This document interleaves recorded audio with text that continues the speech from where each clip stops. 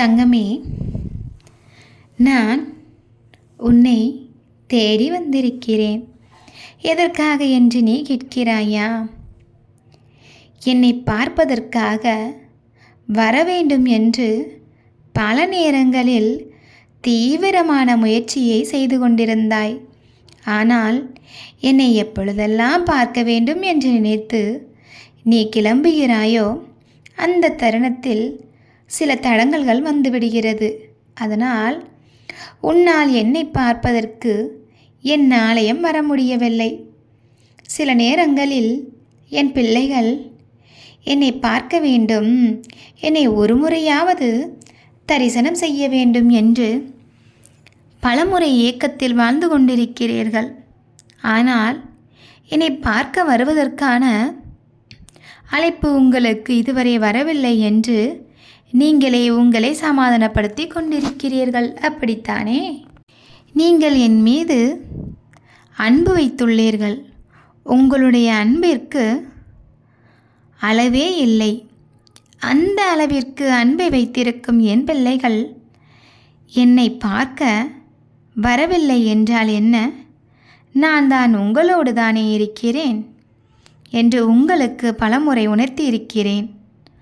உங்கள் அன்பை பார்த்து நான் உங்களை என் பிள்ளைகளாக தேர்ந்தெடுக்கிறேன். உங்கள் உண்மையான பக்தியை நிச்சயமாக உங்களிடம் என்னை வந்து சேர்க்கும். நீங்கள் என்னை காண்பதற்காக பல நாட்களோ பல மாதங்களோ பல வருடங்களோ தவம் இருக்கிறீர்கள் என்று நினைத்து கொண்டிருக்கிறீர்கள். இப்படி பிள்ளைகள் கிடைப்பதற்கு நானும் தவம் செய்திருக்கிறேன் அல்லவா? அதனால் உங்களை நான் காண வந்துள்ளேன். உங்களிடம் நான் பேச வந்துள்ளேன். பல தடவை சமயபுர அம்மா அம்மா என்று உங்களுடைய வீட்டில் உள்ள பூஜை அறையில் உட்கார்ந்து கொண்டு உங்கள் மனதில் உள்ள குறைகள் அத்தனையும் என்னிடம் சொல்லிவிட்டீர்கள். நீங்கள் சொல்லும் குறைகள் அனைத்துமே என் காதில் ஒலித்து கொண்டுதான் இருக்கின்றது. என் ஆலயத்திற்கு வந்துவிட்டால் உங்களுடைய வாழ்க்கை பயணம் மாறும்.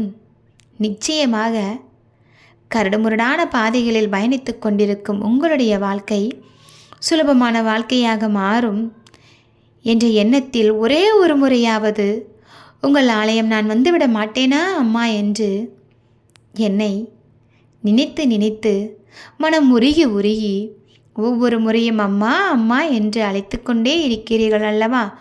உங்களுடைய குரலை கேட்டு இதோ நான் ஓடி வந்து விட்டேன் தங்கமே. உங்களுக்கு என்ன வேண்டுமோ என்னிடம் தயங்காமல் கேளுங்கள்.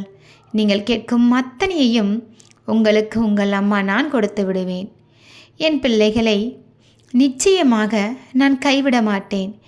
இத்தனை காலமாக என்னை நினைத்து நினைத்து கொண்டிருக்கும் என் பிள்ளைகளின் மனதில் நிச்சயமாக ஆனந்தத்தை தான் நான் கொடுப்பேன். உங்களுடைய ஒவ்வொருவரின் கண்களுடைய பார்வைக்கும் நான் தெரிவேன்.